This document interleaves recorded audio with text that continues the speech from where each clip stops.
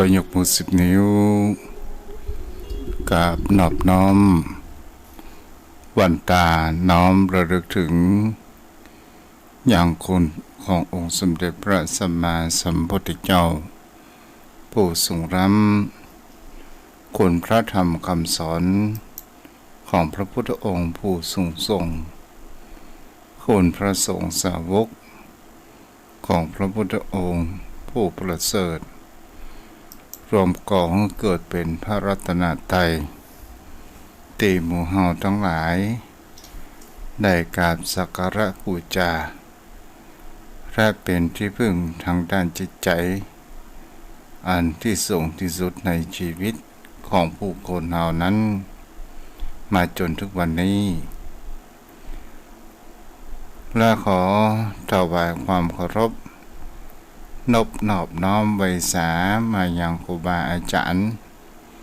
พระเถรานุเถระพระภิกษุสงฆ์สามเณรที่เปิดรับฟังอยู่และขอเจริญพร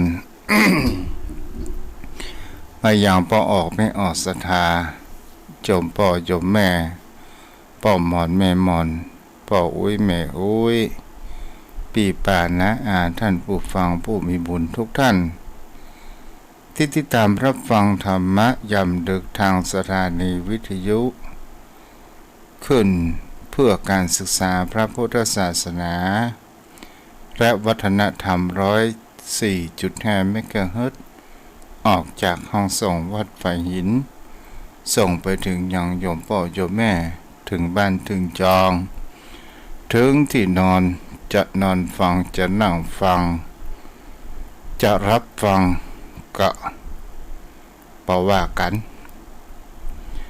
ตัวเจ้าก็มาในการที่เป็นพุทธบุตรขององค์สมเด็จพระสัมมาสัมพุทธเจ้าหรือว่าเป็นสิ่งที่จะต้องได้นำคติธรรมมาอวดมาจากับโยมพ่อโยมแม่ท่านผู้ฟังโยมพ่อโยมแม่ วันนี้ตัวเจ้าก็จะอู้ในเกี่ยวกับเรื่องที่ผู้คนเฮาทั้งหลายที่คนมามีความเชื่อในความแห่งเขาว่าพระพุทธเจ้ามีจริงว่าพระพุทธเจ้ามามีคนที่แบบเขาเชื่อว่าพระพุทธเจ้ามีว่าเชื่อในนรกสวรรค์ว่าเชื่อกฎแห่งกรรมต่างๆนานาโดยมีความคิดเข้าข้างตัวเองโดยการที่ว่าทุกสิ่งทุกอย่างสิ่งที่เราได้มานั้นก็เพราะว่าความขยันศรัทธาญาติโยมทั้งหลายในเรื่องนี้ก็จะเป็นเรื่องราวเป็นบุคลาอธิษฐานให้โยมพ่อโยมแม่นั้นได้คิดได้พิจารณาไปตามคติธรรมในเรื่องนี้มีอยู่ว่ากายที่มองไม่เห็นศรัทธาญาติโยมกายที่มองไม่เห็นกายหยาบกายทิพย์ผู้คนนั้นบ่ค่อยหันแต่เราจะหันเพียงแค่กายหยาบเอาละโยมพ่อโยมแม่ท่านผู้ฟังเมื่อตะวันนี้ก็มีงานส่งน้ำองค์พระธาตุเจดีย์วัดสรีปะเกตคำวัดทุ่งประเกตก็ขออนุโมทนาบุญมายังโยมพ่อโยมแม่ท่านผู้ฟังทั้งหลายที่ร่วมด้วยช่วยกันจะเป็นเจ้าภาพสังฆทานน้ำดื่มตลอดจนถึงถวายภัตตาหารเพลก็ขออนุโมทนากับโยมพ่อโยมแม่ทุกท่านทุกคนด้วยกันไว้ในโอกาสนี้เนาะเอาละโยมพ่อโยมแม่เราจะมาอู้ถึงคำว่าในเรื่องพ ปิดชื่อเรื่องว่ากายที่มองไม่เห็นเรื่องนี้มันเกิดขึ้นก็คือมีปัจจัยอยู่คนหนึ่งแล้วก็เป็นสิ่งที่จะหันได้ปัจจัยคนนี้ชื่อคำว่ากฤษกินนี้ก็เป็นโคนบ้านนอกและก็เข้าในเมืองหลวงก็คือกรุงเทพกรุงนาและก็ด้วยการที่ว่ามีวุฒิการศึกษาและมีความขยันขวนขวายก็ได้เจ้าคอนโดซื้อคอนโดอยู่ตลอดจนถึงรถยนต์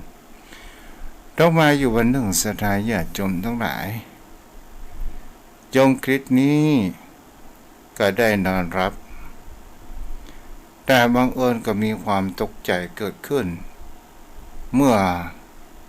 รับไปเหมือนจะฝันเหมือนจะเป็นเรื่องจริงก็ได้ไปมองพอหันร่างร่างของตัวเองนอนอยู่บนที่เตียงศรัทธาญาติโยมทั้งหลายแล้วก็หันว่าร่างของตัวเองนอนอยู่เตียงนั้นก็ยังมีความนึกสงสัยว่าร่างกายของเฮานี้ที่นอนนั้นมันเป็นแห่งกายหนึ่งประเดี๋ยวนี้เฮาเป็นคนตายหรือยังก็โดยการที่ว่าก็มีความกลัวเกิดขึ้นบางครั้งก็มีความคิดว่าเฮาฝันไปกะอย่างไรกะศรัทธาญาติโยมทั้งหลายในโยมคิดนี้ก็ได้พอละครว่าในละครเกี่ยวกับเรื่องวิญญาณต่างๆเมื่อคนตายแล้วถ้าวิญญาณไปประทับร่างก็จะกลับฟื้นคืนมาโยมคิดนี้ก็ได้ทำแบบอย่างกับในทีวีแล้วก็นอนราบลงไปแล้วลุกขึ้นมาแต่กายหยาบนั้นมันบ่ลุกตัวทีนี้ก็เริ่มมีความบิดตกกังวลปานนี้โดยความว่าเฮาตายแล้วแน่นอนศรัทธาญาติโยมทั้งหลายความคิดนึกคิดที่ตันจี้ยังมีลมหายใจในชีวิตคิดตึงไปหายังพ่อยังแม่ว่าเฮายังไม่ได้ทดแทนบุญคุณของพ่อแม่และเฮาก็ยังมีภาระหนี้สินไหนจะผ่อนรถไหนจะผ่อนคอนโดเฮาคงจะเอาภาระนี้ไปให้พ่อแม่อย่างแน่นอนก็ได้มีความเศร้าใจมีความคิดมากเกิดขึ้นบังเอิญก็ยังห้อง5x5ศรัทธาญาติโยมทั้งหลาย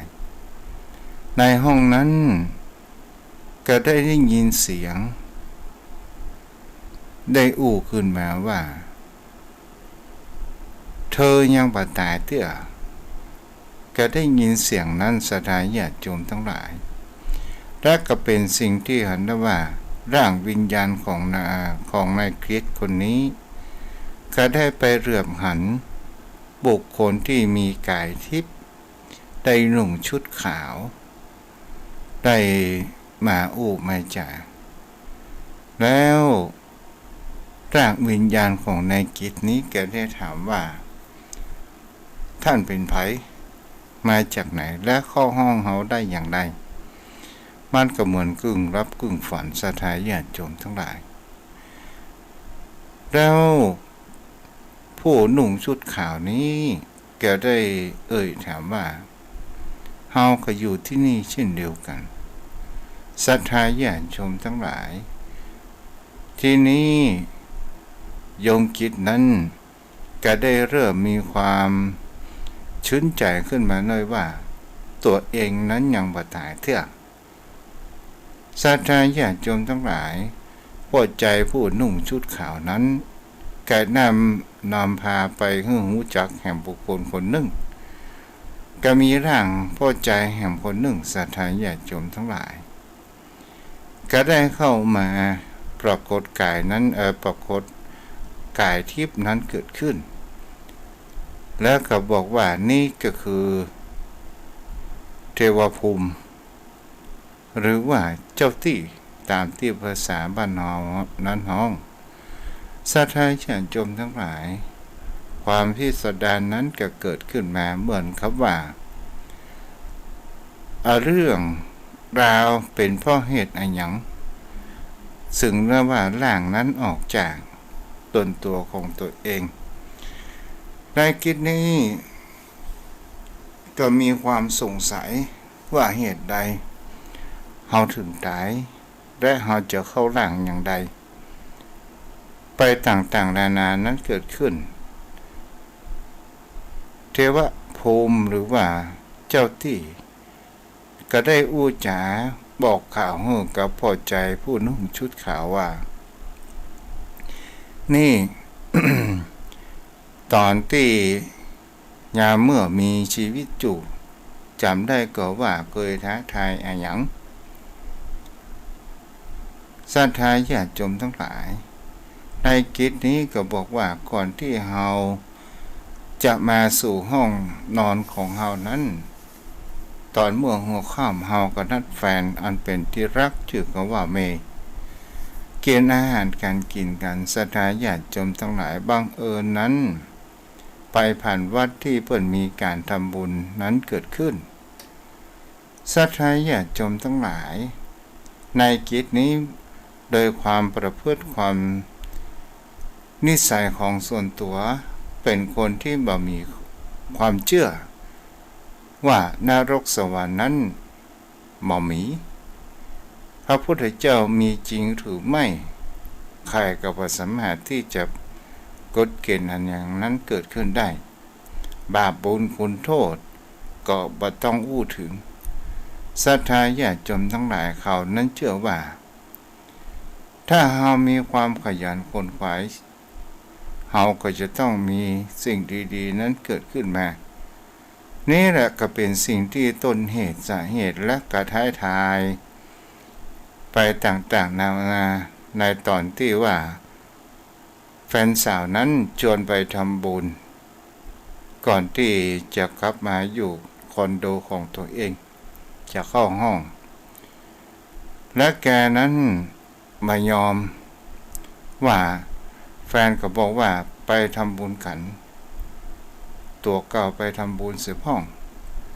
แต่ในเกตนั้นว่าทำบุญไปนี่หยังเสียเงินเสียทองเสียเวลา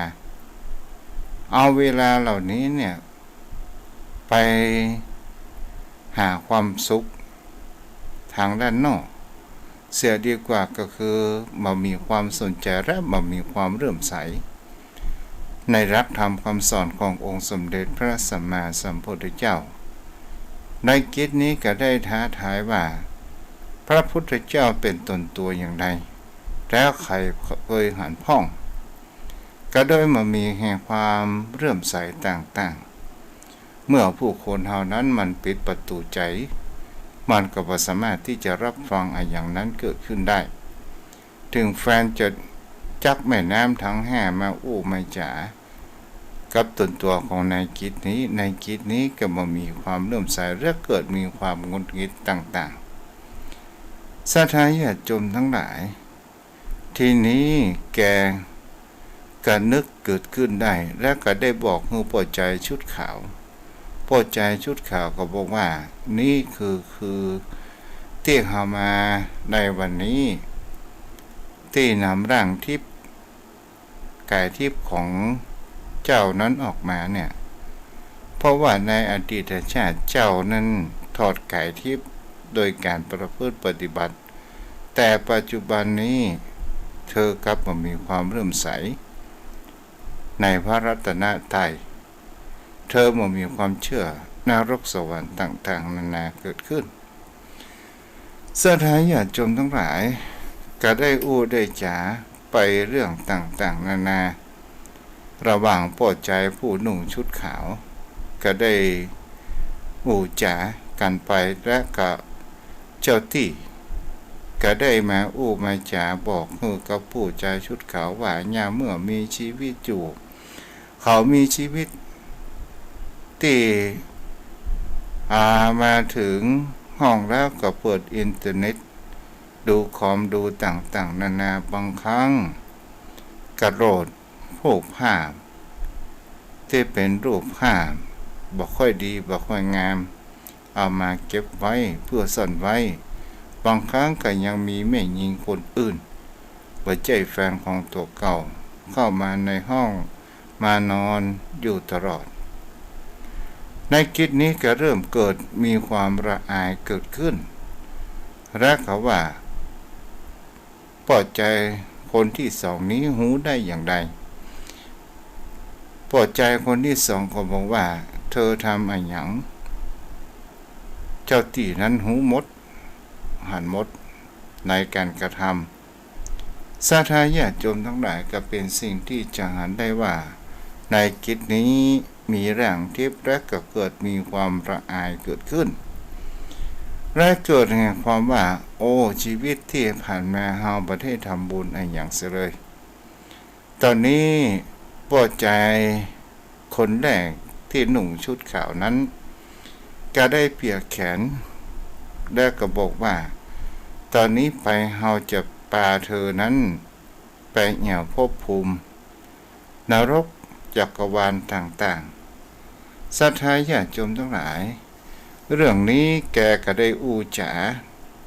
กับนายคริสวิญญาณร่างของนายคริสเกิดขึ้นว่า ศรัทธาญาติโยมหมายถึงเขาว่าจักรวาลนี้เป็นสิ่งที่ผู้คนโยมพ่อโยมแม่บางคนก็คงจะได้ฟังบางคนก็คงได้ฟังแล้วเนาะว่ามันมีจักรวาลนี้มันยังมีภพภูมิหลายภพภูมิเกิดขึ้นศรัทธาญาติโยมทั้งหลายก่อนที่ในกิจนั้นจะไปพอภพภูมิต่างๆปล่อยใจคนนุ่งชุดขาวนั้นก็ได้โอจาว่าเธอรู้หรือไม่ว่านรกสวรรค์นั้นมีกี่ชั้นและเธอจะไปพอสวรรค์ชั้นอันอย่างพ้องศรัทธาญาติโยมเป็นสิ่งที่เฮาก็จะหันได้ว่าพระอาจารย์คนนี้ก็บอกว่าจักรวาลนี้มีอยู่4 ทวีปด้วยกันและมีเขาพระสุเมรุอยู่ขึ้นกลางศรัทธาญาติโยมทั้งหลาย4 ทวีปนี้มันมีแห่งคำว่าเปิดคำว่าชมพูทวีปดวงที่1มันมีอยู่4 ดวงด้วยกันก็คือในคิดก็ถามว่ามันจักรวาลนี้ผู้คนที่อยู่อาศัยมันมีลักษณะเป็นอย่างใดในคิดก็มีความสงสัยอยู่ในจิตใจว่ามนุษย์ต่างดาวคงจะเป็นที่จะอยู่ภพภูมินี้ศรัทธาญาติโยมทั้งหลายพระอาจารย์ชุดขาวนั้นก็ได้บอกว่าจักรวาลนี้นี่มันมีโลก4 ใบ4 ดวงด้วยกันแต่มันห่างกันอยู่มากแต่ละโลกนั้นเป็นสิ่งที่จะหันได้ว่าผู้คนทั้งหลายมีเรื่องรูปร่างหน้าตามีความแตกต่างกันนั้นเกิดขึ้นเจ้าพ่อเจ้าแม่ก็เป็นสิ่งที่ผู้คนเท่านั้นจะลองสังเกตและก็พิจารณากันไปโดยเนาะว่าจะมีดวงดาวที่มีมนุษย์อาศัยอยู่จำนวน4 ดวงด้วยกันดาวที่หมู่เฮาอันนี้ผู้นุ่งชุดขาวได้อู้จากับนายคริสว่าดาวที่เธออาศัยอยู่ทุกวันนี้มีชื่อว่าชมพูทวีปดวงที่2นั้นชื่อว่าปุพวิเทหทวีปดวงที่3ก็คือ อมระโคยาตนะทวีปดวงที่สี่นั้นคืออุตรกุรุทวีปดวงดาวแต่ละดวงนั้นมีความอยู่ห่างกันอยู่ในสี่ทิศของเขาพระสุเมรุหรือว่าเขาสุเนรุนับล้านกิโลเมตรสาธารณชนทั้งหลายเรื่องนี้มันก็เป็นสิ่งที่ผู้คนเฮานั้นก็จะถามกันได้ว่าอย่างกับสวรรค์ทั้ง7นั้นมันอยู่ตัดใดมุมใดอย่างใดในจักรวาลนี้ก็เพิ่นก็ได้อธิบายไปว่าจันทร์ที่ติดกับโลกของเฮานรกสวรรค์ที่เพิ่นฮ้องว่าจันทร์แร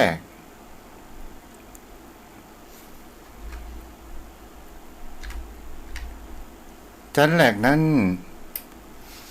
มีแห่งเขาว่าที่อยู่ใกล้ต้นตัวของเฮาเดี๋ยวกันเด้อเดี๋ยวพ่ออยู่แม่เอาพูดถึงเรื่องหน้าตาก่อนผู้คนที่อาศัยทวีปทั้งสี่นี้มีรูปร่างใกล้เคียงกันมากจะแตกต่างกันก็คือเพียงแค่รูปหน้าชาวปูพะวิเทหทวีปส่วนใหญ่จะมีใบหน้าตารูปเป็นรูปปะนาวก็คือมีเป็นคำว่ารูปปะนาวตัดก็คือมันโมนเนาะเหมือนดวงจันทร์ครึ่งเสี้ยวครึ่งซีกสาธารณญาติโยมทั้งหลายต่อมาชาวอมระโคยตนะทวีปส่วนใหญ่จะมีหน้าตากลมเหมือนพระจันทร์ชาวอุตรกุรุทวีปส่วนใหญ่จะมีใบหน้าเป็นรูปเหลี่ยมส่วนคนชมพูทวีปส่วนใหญ่จะมีใบหน้าตารูปไข่วงรีเนาะศรัทธาญาติโยมทั้งหลายอันนี้ก็เป็นสิ่งที่ผู้คนเฮาก็ลองมาดูสังเกตอันนี้มันก็ปรากฏอยู่ในพระไตรปิฎกขององค์สมเด็จพระสัมมาสัมพุทธเจ้าในคลิปนี้ได้ฟังเรื่องราวเหล่านี้ก็ยังมีความรู้สึกค้านในใจว่าเนื่องจากว่ามนุษย์ต่างดาวก็มีรูปร่างหน้าตานั้นก็มาเหมือนเฮาก็โดยมีความคิดความสงสัยว่ามนุษย์ในทวีปทั้งสี่นี้มีความคิดและมีนิสัยกันเป็นแตกต่างอย่างใดก็ได้ถามปวดใจชุดขาวปวดใจชุดขาวก็บอกว่าชาวอุตรกุทวีปนี้จะมามีความห่วงแหนในเรื่อง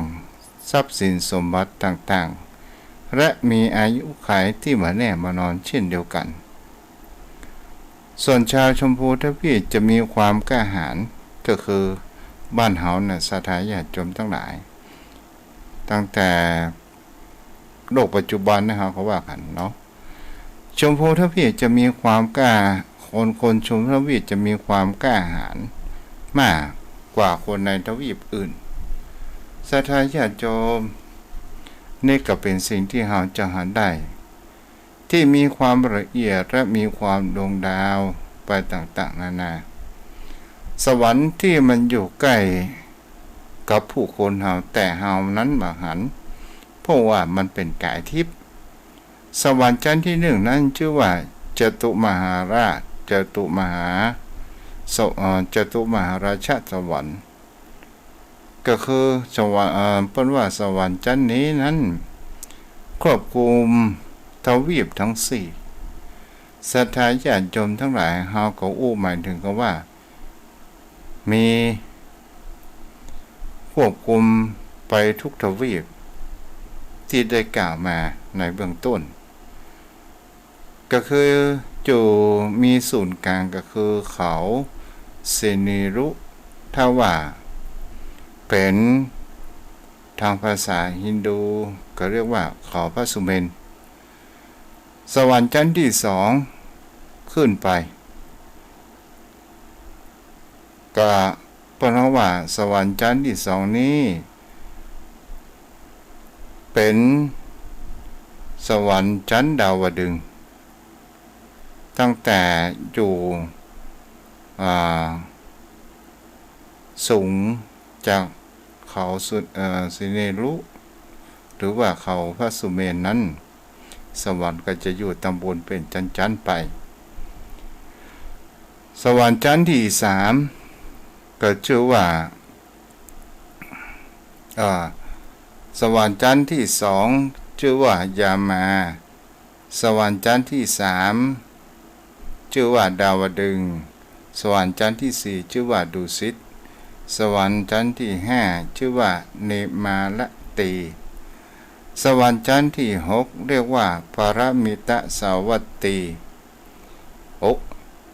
กิจในกิจนี้ก็บอกว่าสวรรค์ชั้นเจ็ดเนาะมันมีที่ไหน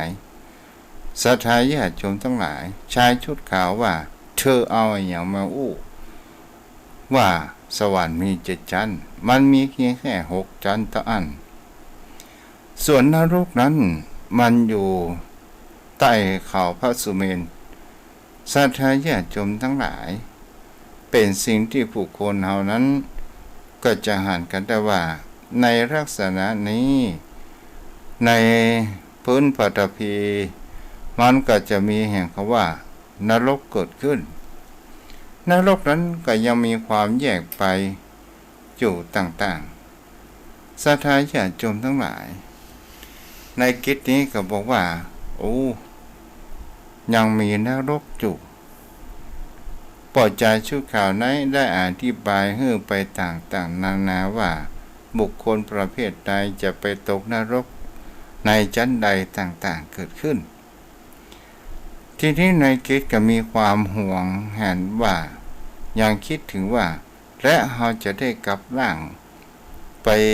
อยู่กับร่างเดิมของเราที่อันเป็นมนุษย์กายหยาบนั้นอยู่ก็เพราะว่ายังมีภาระต่างๆพ่อจ่าชุดขาวนั้นก็ได้บอกว่าเธอไม่ต้องห่วงว่าจะกลับไปบ่ได้ในผู้ไม่เจ้าเธอก็จะต้องตื่นขึ้นมาและก็จะต้องไปทำการทำงานได้อยู่วันนี้จะพามาท่องเที่ยวในสวรรค์และนรกเพื่อเธอได้หูเพื่อเธอได้หันในสิ่งที่เธอนั้นมามีความเชื่อศรัทธาญาติโยมทั้งหลายสวรรค์นั้นมี6 ชั้นพรหมโลกนั้นมี20 ชั้นและก็เป็นสิ่งที่เราจะหันกันได้ว่านรกนั้นมีอยู่4 ขุมทิศละ4 ขุมถ้าเราจะขุมนรกมันก็จะมีแยกกันไปแหม10 ขุมที่เราเรียกว่ายมโลกศรัทธาญาติโยมทั้งหลายแล้วก็รวมในนรก1 ชั้นจะมีนรกทั้งหมดอยู่57 ขุมและรวมหมดทั้งหมดเป็น8 ชั้นเป็น456 ขุมแปลว่าอันนี้ก็คือนรกเด้อชมพ่อโยมแม่ร่างของนายกิจนี้เมื่อได้ฟังเหตุประการเช่นนี้พอใจชุดขาวว่าเธอจะไปเอี่ยวสวรรค์หรือว่านรกอย่างใดก่อนก็โดยการที่ว่าร่างกายทิพย์ของนายกิจนี้บอกว่าจะไปเอี่ยวสวรรค์ก่อนศรัทธาญาติโยมทั้งหลายพอใจนุ่งชุดขาวนั้นก็ได้กำมือแล้วก็บอกว่าเธอนั้นจงมาตามเราและเรานั้นจะพาเธอนั้นไปดูยังสวรรค์วันผู้ก็มาต่อกันนรกสวรรค์เนาะโยมพ่อโยมแม่วันนี้มันจบเพียงแต่อีกตอนวันพุธนี้ก็คงจะเป็นเมื่อแรงก็จะมาต่อกันว่า พอใจนุ่งชุดขาวนั้นเป็นไผและทำไมมีถึงแก่ทิพย์และทำไมถึงรู้ในอดีตชาติของนายกิจหรือว่าโยมกิจคนนี้ซึ่งจะพาไปทัวร์สวรรค์ก่อนศรัทธาญาติโยมทั้งหลายก็ติดตามในวันพรุ่งนี้ในตอนแมลงวันนี้ก็คงเพียงแต่ไว้เพียงแต่เต้าอี้เนาะโยมพ่อโยมแม่มักจุหึงหงอมเลยเนาะ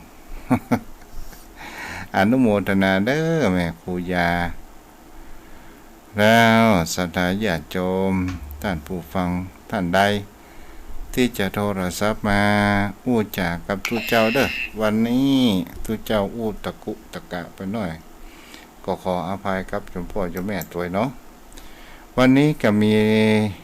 แม่จันเพ็ญกัมโพธาแต่ว่าแม่นั้นก็ได้มาร่วมบุญกันตึงแม่วันตึงแม่มุกเนาะโอ้อนุโมทนาแล้วก็มีแม่อ้อยแม่อรพินคุณโยมจุนศรีภาษาเนาะก็ขออนุโมทนาบุญตัวเด้อศรัทธาญาติโยมถ้าเฮาอู้ไปแห่งประการหนึ่งว่าบุคคลที่บอกค่อยมีความเชื่อในทางพระพุทธศาสนามามีความเลื่อมใสบุคคลคนนั้นก็ถือว่าเป็นบุคคลที่ตั้งอยู่ในความประมาทและเป็นบุคคลที่มีความเห็นแก่ตัวเป็นบุคคลที่เป็นน้ำล้นแก้วสามารถที่จะรับอย่างนั้นได้แต่ผู้คนเฮาทั้งหลายเป็นสิ่งที่คนเฮานั้นจะมีความน่าคิดอย่างกับเรื่องของนายยมกิจคนนี้ก็ด้วยความบัดเชื่อในการเรื่องทำบุญใส่บาตรรักษาศีลกินทานต่างๆในความคิดของพอว่าเป็นสิ่งที่ประจำเป็นสิ่งที่มันมีประโยชน์แต่บังเอิญเนี่ยเขาได้ยังมีแห่งคำว่ามีบุคคลที่มาเตือนสตินั่นก็คือพวกใจที่นุ่งชุดขาวนั้นเกิดขึ้นทำไมเขาถึงมีกายทิพย์นั้นออกได้อยู่ก็เพราะว่าในอดีตชาตินั้นเขาเคยปฏิบัติธรรมและสามารถถึงขั้นบรรลุและสามารถที่จะถอดกายทิพย์นั้นออกจากร่างนั้นได้แต่มาในปัจจุบันเขาไม่ได้ฝึกเขาไม่ได้ต่อบุญของตัวเองศรัทธาญาติโยมทั้งหลายเป็นสิ่งที่เราลองมาดูสังเกตแห่งประการหนึ่งว่าในจากนี้เขานั้นมามีความเชื่อและมามีความเลื่อมใสแต่พ่อใจผู้ปรากฏกายทิพย์อันมีแสงรัศมีออกมาเตือนสติให้เขาแล้วก็เป็นสิ่งที่จะหันได้ว่าเขาย้อนไปคิดถึงไปว่าถ้าเราตายจริงภาระหนี้สินต่างๆพ่อแม่นั้นก็จะต้องมารับกรรมต้องมาชดใช้ต้องเป็นหนี้เป็นสินนี่แหละเป็นสิ่งที่ผู้คนเราทั้งหลายถ้าเฮากว่าคนบางคนก็กว่าจะได้สติมันก็จะเก็บสายไปเสียแล้วและแห่งประการหนึ่งเป็นสิ่งที่ผู้คนเฮาพอในยกของยมคิดนี้ก็ได้พิสูจน์ในการที่ได้รับบทเรียนพิสูจน์เพราะว่าแกนั้นท้าทายพระพุทธองค์นั้นมามีจริงอย่างนี้เป็นต้นศรัทธาญาติโยมทั้งหลายก็เป็นสิ่งที่ผู้คนเฮานั้นถ้าอู้ถึงว่าบุคคลเฮาบ่สามารถที่จะบังคับว่าเฮาบังคับให้เขานั้นมีความเชื่อตามกระแสของเฮาตามความคิดของเฮานั้นคงเป็นไปได้ยาก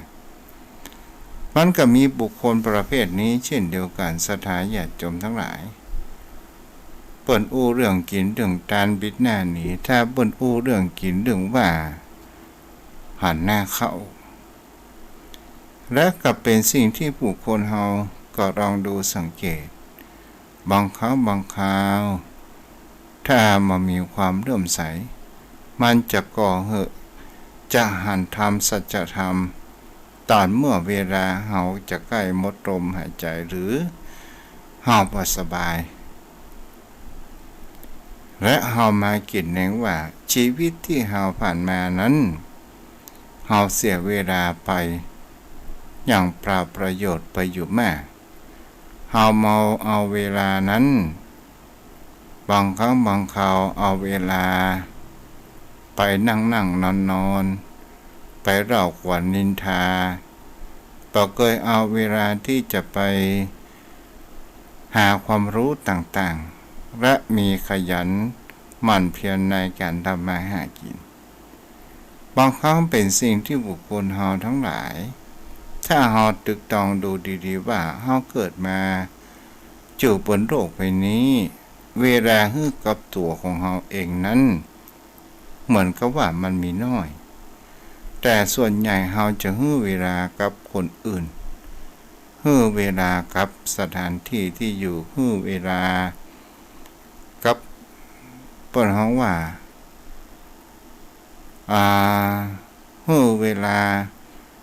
ในชีวิตของเฮาจะเป็นการทำงานราชการอะไรอย่างก็ตาม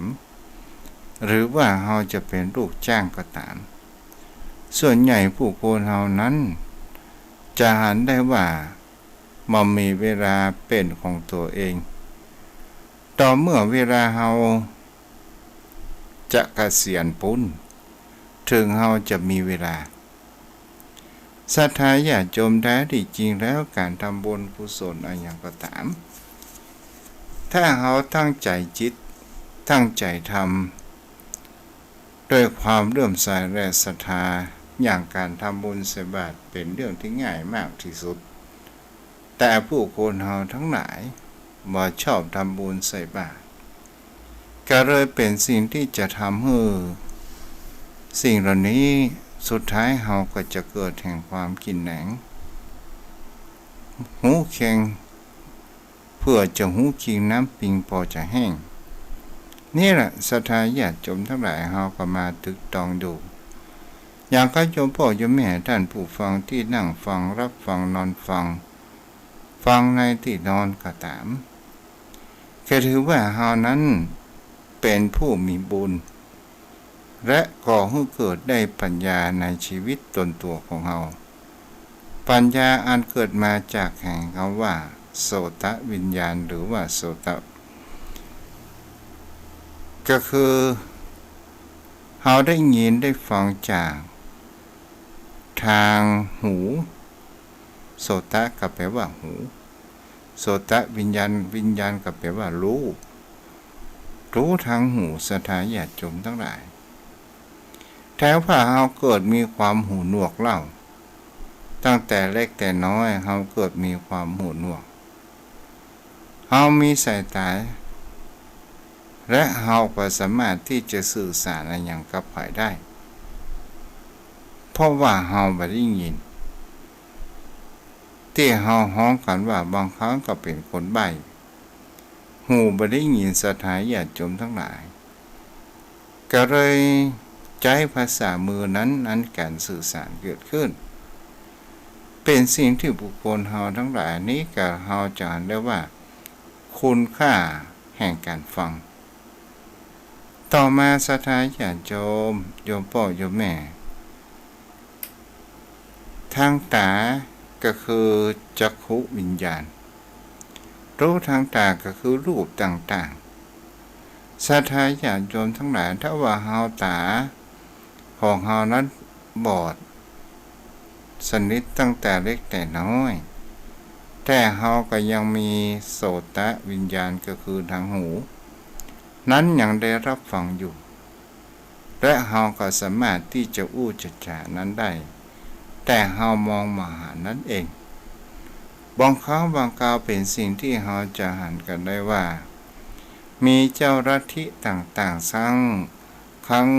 สมัยก่อนพุทธกาลบางคนนั้นบางลัทธิก็บอกว่าตานี้เป็นตัวต้นเหตุที่นำพาเรื่องแห่งความเดือดร้อนเข้ามาสู่จิตสู่ใจของตนตัวของเฮาก็เลยพวกกันตานั้นออกไปบางลัทธินั้นก็บอกว่าสิ่งที่เฮาได้ยินได้ฟังนี่แหละเป็นตัวต้นเหตุก่อให้เกิดแห่งคำว่าตัณหาอุปทานต่างๆเพราะว่าเฮาได้ยินได้ฟังแต่ในเรื่องสิ่งร้ายๆในเรื่องสิ่งที่บ่ดีสิ่งที่ดีๆนั้นผู้คนเฮานั้นจะอู้กันจะสรรเสริญกันนั้นมันมีน้อยส่วนมากผู้คนเฮาจะสังเกตและหันได้ว่าถ้าบุคคลใดอู้จากเขาเราควรนินทาบุคคลที่สามซึ่งบ่ได้อยู่ในที่นั้นก็จะเห็นถึงว่ามันมีความเมามันไปต่างๆนานานั้นเกิดขึ้นถ้าว่าบุคคลที่มาได้รับฟังแล้วก็หันว่าเฮานั้นมีความสนุกสนานแต่คนถูกนินทาคนถูกใส่ร้ายต่างๆจะมีแต่ความทุกข์ความทรมานทางด้านจิตใจและก็เป็นสิ่งที่บุคคลเฮานั้นก็จะหันได้ว่าถ้าบุคคลเฮานั้นอยู่สังคมขึ้นไปก็จะเริ่มนินทาทั้งดีและบดีเกิดขึ้นนินทาก็แปลว่าเล่าศรัทธาญาติโยมทั้งหลายอีแม่บ่ได้เล่าควรนะอู้สู่กันฟังบ่ได้นี่แหละเป็นสิ่งที่ผู้คนเฮาทั้งหลายจะหันได้ว่าบางลัทธินั้นก็บอกว่าลิ้นน่ะเป็นตัวต้นเหตุก็เลยจักลิ้นของตัวเก่านั้นมาตัดเพราะว่าอะไรอย่างเพราะว่าลิ้นนั้นมันไปสัมผัสลิ้มรสติดรสชาติไปต่างๆนานาต่อไปนี้เราก็บ่ต้องรับลิ้นรสต่างๆเหมือนจระเข้เนาะมันมีลิ้นศรัทธาญาติโยมทั้งหลายก็นี่บางลัทธิก็เป็นสิ่งที่เราจะหากันได้ว่าจมูกเฮานี้สูดดมกลิ่นคนเฮาส่วนใหญ่จะอยากจะสูดกลิ่นหอมแต่กลิ่นเหม็นผู้คนเฮาทั้งหลายบ่ชอบนี่แหละเป็นสิ่งที่ผู้คนเฮาทั้งหลายจะเห็นได้ว่าครั้งก่อนพุทธกาลก็ยังมีเจ้าลัทธิต่างๆนานานั้นเกิดขึ้นในการที่ว่าลองผิดลองถูกทำไมเฮาจะมีวิธีใดที่เฮานั้นจะชำระจิตถ้าว่าเป็นภาษาศาสนาฮินดูก็ว่าชำระบาปศรัทธาญาติโยมทั้งหลายทำไมเฮาต้องชำระจิตของเฮาเล่าก็เพราะว่าจิตใจของเฮานี้บางครั้งบางคราวเฮามีความมักหมมในเรื่องราวแต่ละครั้งแต่ละวันบางครั้งก็มีความสุขบางครั้งก็มีความทุกข์บางครั้งก็มีความสุขและความทุกข์มีความเป็นกลางๆบ่สุขบ่ทุกข์อย่างนี้เป็นต้นและก็เป็นสิ่งที่ผู้คนเฮา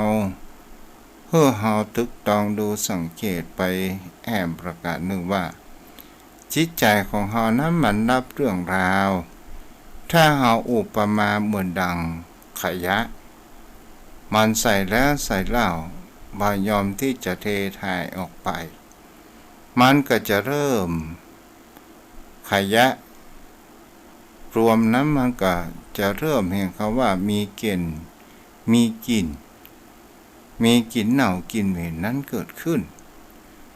แล้วก็มีแมลงวันมาต่อมตายตลอดจนถึงเป็นหนอน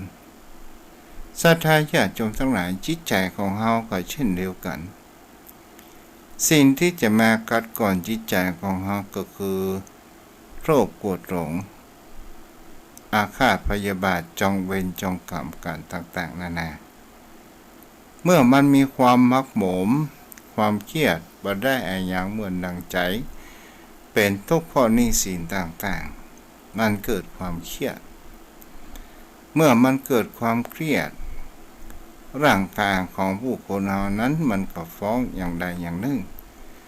จะมีอาการลักษณะแห่งคำว่านอนบ่หลับนอนบ่หลับปิ้นไปปิ้นมากว่าจะรับเป็น5 ทุ่มเที่ยงคืนตี 1ศรัทธาญาติโยมทั้งหลายเป็นสิ่งที่ผู้คนเฮาทั้งหลายนั้นก็คือหมายถึงคำว่าจิตใจของเฮานั้นมีความมักหมมแต่มีน้ำพระธรรมของพุทธองค์นั้นก็คือคอยที่จะชำระจิตก็คือการประพฤติปฏิบัติในการที่จะเป็นไหว้พระสวดมนต์หรือทำสมาธิสิ่งเหล่านี้สิ่งที่มันมักหมมในจิตใจมันก็จะผ่อนคลายออกไปและจิตใจของเรานั้นมันก็จะเหมือนอุปมาเหมือนดังพระจันทร์ค่อยพ้นจากเมฆหมอกและจะมีความสดใสนั้นเกิดขึ้นนี่เลยโยมพ่อโยมแม่ก็เราเอาไปคิดพิจารณากันเนาะเอาละอู้ไปก็จะเมินไปเหลือเวลาไว้อู้จากับโยมพ่อโยมแม่ตัวเนาะโทรเข้ามาได้เลย0631639950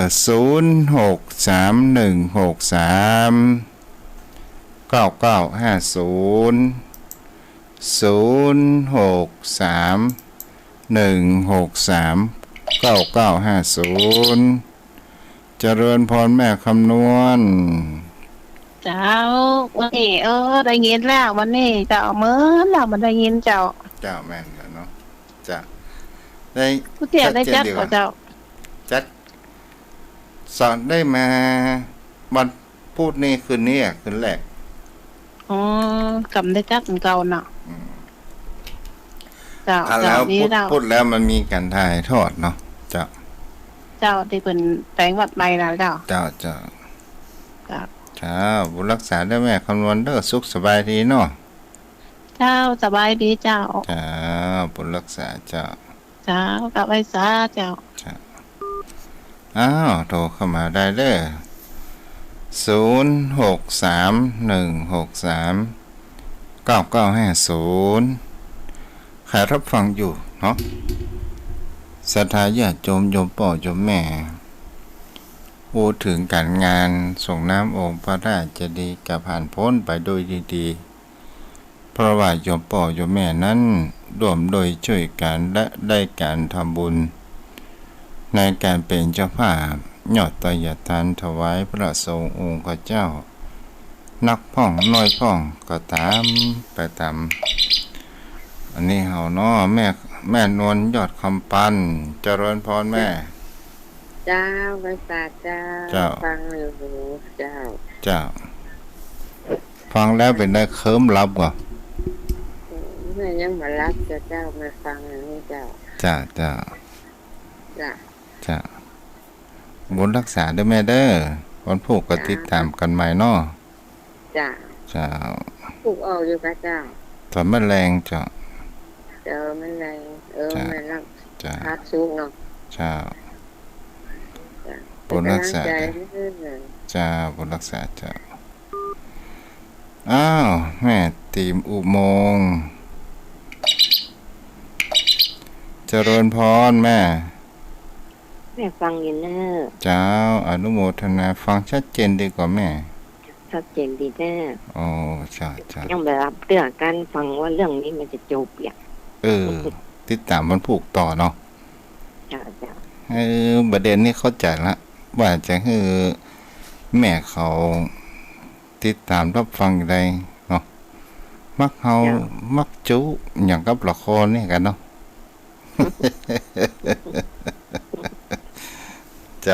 แต่บูเตได้ก้าที่ใส่สูทขาวนะให้ประมาณนั้นนะครับแม่ถ้าอย่างนั้นเนาะติดตามรับฟังไปเจ้าลองใจท่านเนอะแม่ อ้าวโทรเข้ามาได้เด้อ0631639950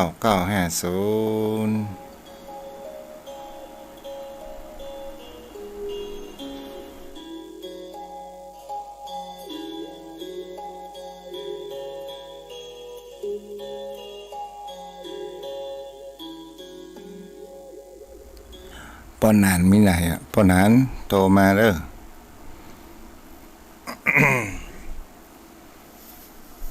ปอนนั้นสายยันโตเข้ามาได้เนาะอย่างนั้นตัวเจ้าก็มามีกู้อู้เด้อ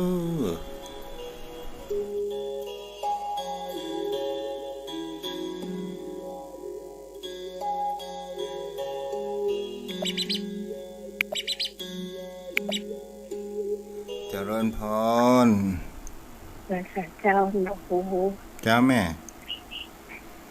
บอกเคยได้ยินสักเตือนวันนี้มันไหลวิทยุมาปาใส่ท่านเนี่ยบูนแม่บูนแม่อยู่ไหนนี่อ๋อแม่บุญศรีปัตตานันดูในการที่ฟังให้อ๋อจากที่ขึ้น96เนาะจ้าฮ้อนก่อนแม่วันนี้ฮ้อนเนาะฝนตกมืดมากำลมมากับอะไรกันอย่างเหี้ยอะไรแม่เหรออ๋อแต่ว่าท่านออกเวลานี้วันอย่างละท่านวันพุธไปได้แม่อ๋อมันพูดวันเดียวกันจ้าวันพัดวันศุกร์นี่แม่แรงจ้าแม่แรงกี่โมงอะท่านแม่แรง5 โมงถึง6 โมงเด้อขึ้นนี้ไหนอันนี้เดียวกันเนี่ยค่ะจ้าอ๋อจันคานนี่อยู่ก็6จ้าน่ะจะได้ฟังก็จัดรายการนั่นเนาะจ้าส่วนเสาร์อาทิตย์นี่หยุดนึกว่าเมาถึง7 วันนี้หมอถึง7 วันนี่เอาที่ไหนมาอู้ล่ำเลยไงเจ้าบุญรักษาด้วยไหมจ้าแม่